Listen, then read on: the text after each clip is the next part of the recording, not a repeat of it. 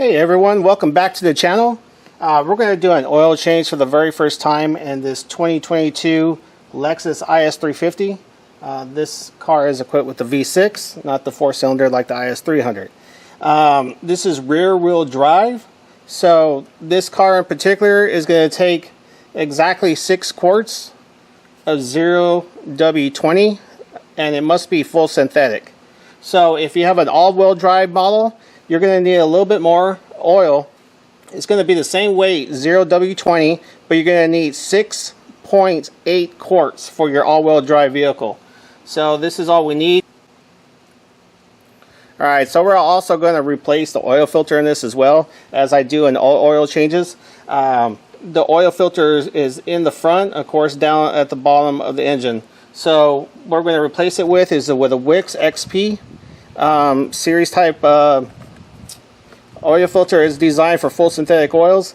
I prefer this one. Here's the part number here. I prefer this one over the original Toyota one because it's built better.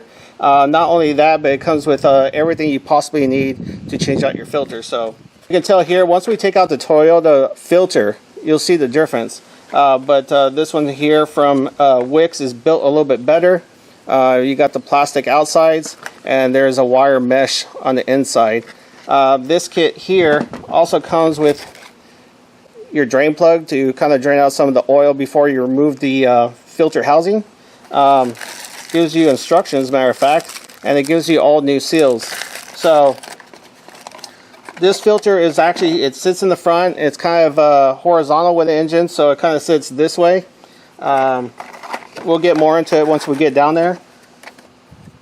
Alright, so to remove the oil filter housing, what you want to do is buy an oil cap wrench like this. This is a kit you can get off of Amazon and eBay, those type of places. It'll set you back about $20.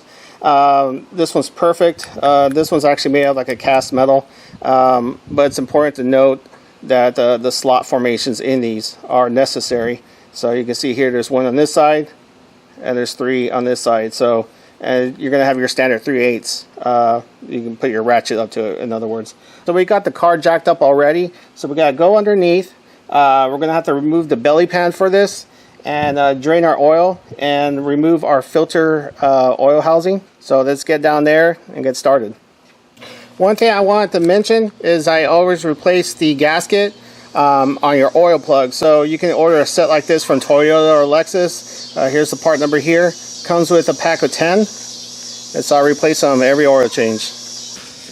Alright, so we're underneath the car here. We're going to locate the drain plug right here. It's a 14 millimeter. It's on the passenger side, just where the wheel is right here, okay? So I'm going to remove this one first.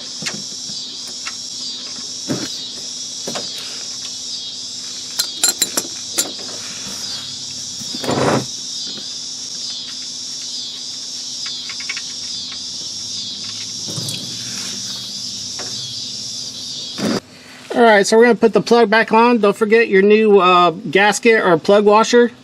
Or, not plug washer, but crush washer instead. Whatever you want to call it. Make sure you can get this by hand, not to cross thread it. Clean everything off. Clear everything out of the way. Now, if you want a torque rating on here, I would torque it to 25 to 30 foot-pounds.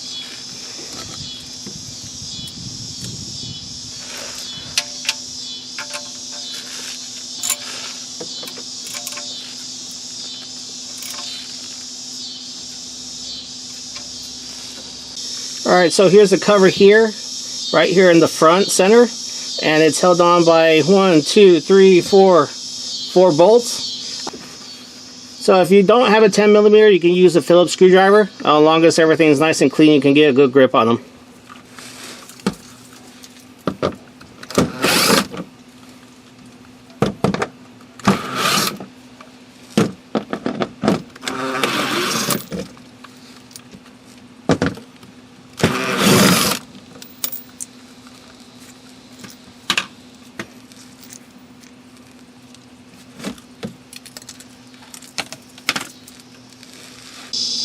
Alright, so here's a closer look of the oil filter housing. You can see the 3 ribs right here that's going to match up with our oil cap wrench. This particular cap, since it's horizontal, doesn't give you the feature to actually drain out any oil. So the little quick plug you see in the Wix kit for the oil filter is not necessary for this car. That filter is actually made for several Toyota vehicles. So one thing to note before we remove this first is there's a safety clip right here on this side that prevents the oil housing filter, the housing filter, to actually back out. So once we're screwing this out, we may have to pry a little bit on that with a screwdriver just to bypass the top fin. It's another fin just like this, but just a little bit taller, that will catch against that clip. So let's get this thing removed.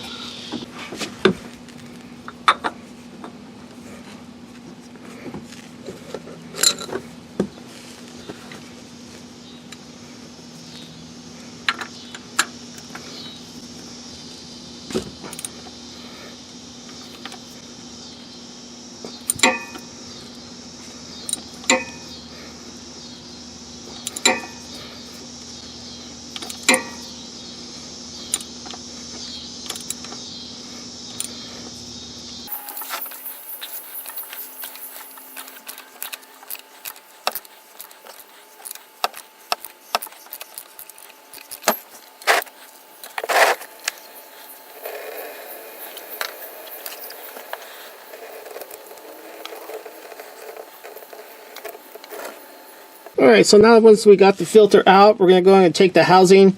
I'll take it into the garage real quick. I'll show you how to put the new filter on and what to lube up, and then we'll come back and put her on. Alright, so here we go. We got the filter here. Here's the original. So you can tell the different quality, at least. You can tell it's all paper and it's all glued on both sides. There's no mesh wiring inside or anything. It's just straight paper with glue. So this is why I use Wix. Here's your Wix one. Of course, we didn't use the drain plug on this application, but I can still save it for other ones. And then here's your filter. I'm going to compare the two side by side here and get you on view. Here we go. So you can tell it's a totally different type of filter. It's more sturdy than the original. So this filter itself, it just slips right in. Snap it all the way down. Should have a little bit of spring, just like so. That's perfect. Everything's lined up. Another thing too, we're going to put on a new gasket. So here we go. We're going to use this big outer gasket here. This inner gasket is just in case you had a drain plug on your filter housing. This goes on your new plug. So I'll keep this here for spare parts. And so we'll just get this one on. Move this guy's side. Put it over here. You can get a pick, or like I'm going to use a small screwdriver and remove the old gasket. And we're going to go and put the new one on.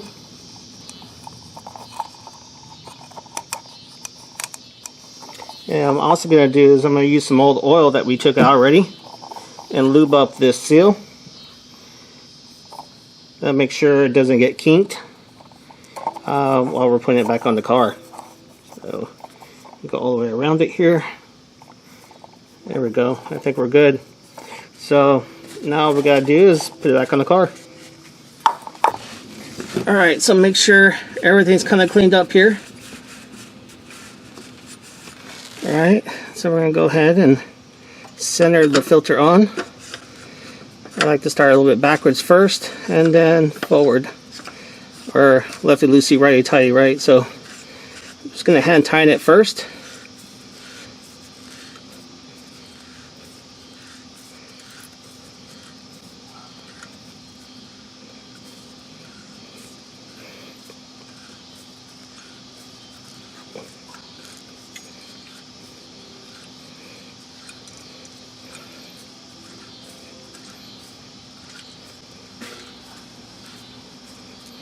Alright, so once you get it hand tight, I'm going to go ahead and get the wrench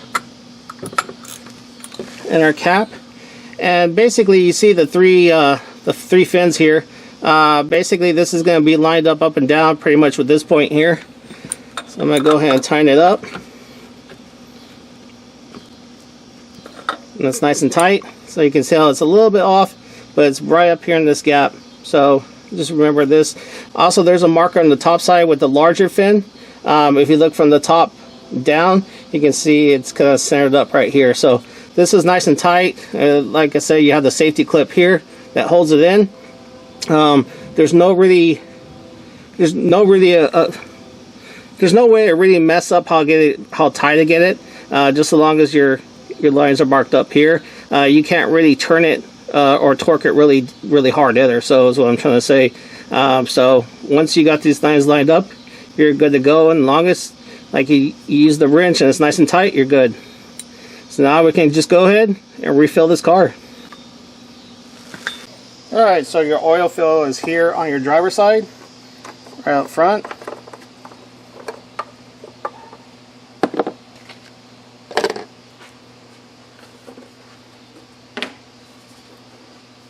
And remember, for this car, it's 6 quarts.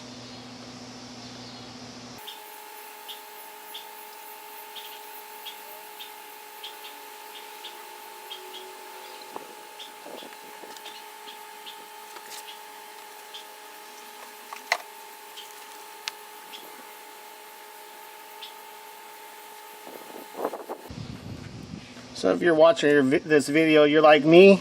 I don't let anybody change the oil in my cars. I don't think I ever have, to be honest with you, in my lifetime. I'm the believer that if it's done right, I shouldn't have any issues with this engine. And I know what I'm putting into it. And I should not count on anyone to actually destroy my car, because the engine is the blood of your engine, basically. So you run out of oil, you got the wrong oil in your car, you know, you're just asking for engine problems, and that leads to, you know, rebuilds and whatnot. So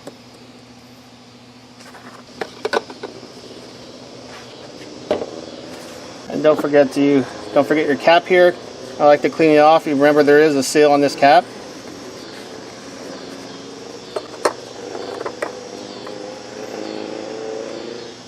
There we go. And now all we got to do is go in the car to start it up. I will check for leaks, and then we'll reset that oil light. Alright, so we got no leaks underneath the car, so we're good there. All we got to do now is go ahead and check the oil level. Just double check that we're in good shape. First is the wipe down. We'll go back in, we'll put it back up. Go ahead and check the oil here. And it's probably not going to come on camera, I apologize, but the oil is really clear. So we're about just past the halfway mark, so that makes it good. So anyway, I hope this video helps you out.